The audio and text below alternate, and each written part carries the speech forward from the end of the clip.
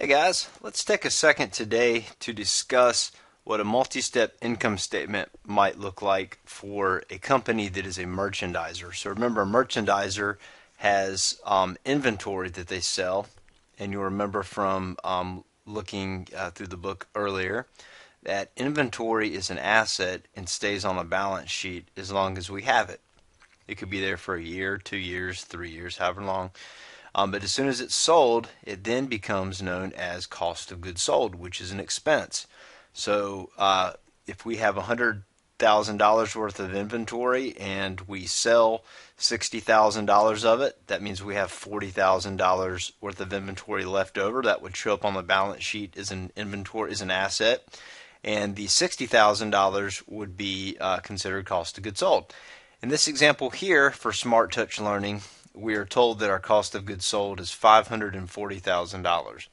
And so remember, we take whatever our sales are for all the different units that we sold during the year, we subtract out the cost of goods sold, and that's going to give us what's known as our gross profit. Now, our gross profit has to be large enough to cover all of these different operating expenses. We have salaries, rent, advertising, delivery, rent, insurance, all sorts of different things, okay? And we have them broken down into two categories here, selling and administrative. And the reason it's split is because there's typically people that are in charge of these different components of the business, and it's hard to evaluate them if everything was just lumped together.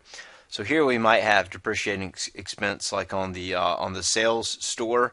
Perhaps there's a storefront for Smart Touch Learning, and this depreciation expense here might be the furniture. That might be like the mahogany table in the executive office or something like that. Okay?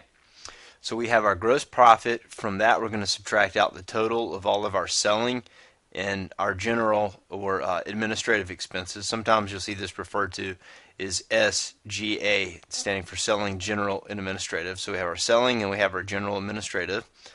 And the total of all of these numbers right here, the total of the selling and administrative, is known as our operating expenses. Okay, so we're going to subtract our operating expenses from our gross profit, and that's going to give us this number here called operating income. Now, operating income allows us to compare different companies as much on an apples to apples comparison as we possibly can. And the reason it does that is because it takes out these other items down here under the other income and expense category.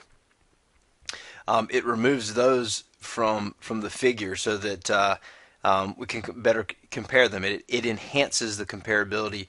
Having this number enhances the comparability of the financial statement, so we can easier compare one business to a different business, maybe a competitor or somebody in the similar industry, right?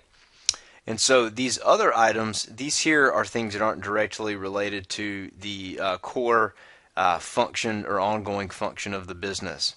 And so these are kind of taken out. Let me just talk about one, for example here, interest expense. So we see $11,000 here. When a company first starts up, they have an option to either borrow money or sell part of the business for ownership. We're going to cover this in a lot more detail in a later chapter, but basically you might have a company, let's say this is Smart Touch Learning here, this is obviously here on planet Earth. Let's say in a parallel dimension somewhere else there's a Smart Touch Learning, and instead of borrowing money to start the business, maybe they got their money by selling a third of the business to somebody else. Well, if you sell ownership in the business, you don't have to repay the money and you don't have to pay interest. So just due to the fact that this company decided to fund itself by borrowing money here means that there is interest expense, and so it's going to have a lower net income than the same business, everything else being equal, in a parallel universe that happened to get money by selling part of the ownership stake. So the point being, this interest expense doesn't have to do with how well they operate their business, but just the choice as to how they chose to fund the business. Nobody knows what the best idea is. Think about Microsoft back in the day. There were some people that, instead of being paid a small amount of money, received Microsoft shares of stock, and think how much that's worth now. We never know if the business is going to grow or how much. And so hindsight is 20/20. A lot of times companies will both borrow money and sell some type of ownership stake in order to get enough money to get up off the ground. We talked also, or in this chapter, we also discussed the sales discounts forfeited. We treat this as a revenue that's from people not taking advantage of the discount terms of you remember like 210 net 30. You get a 2% discount if you pay within 10 days. If not, you have to pay within 30. Well, those people that weren't wise enough to take advantage of that discount, or perhaps they didn't have the cash and the liquidity to take advantage of making that payment earlier. They have to make the payment no matter what.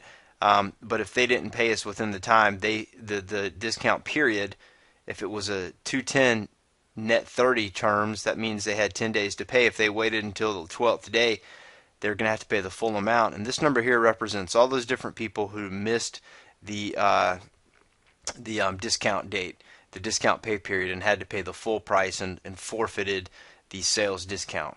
Okay? And also down here we just have a little something here where we've broken out income tax expense. So basically sales minus cost of goods sold gives us gross profit. We subtract out all of our operating expenses. That gives us operating income. Then we're going to remove all these other income expense items here. And once we subtract out our income tax expense, then once again that's going to leave us with whatever our net income is.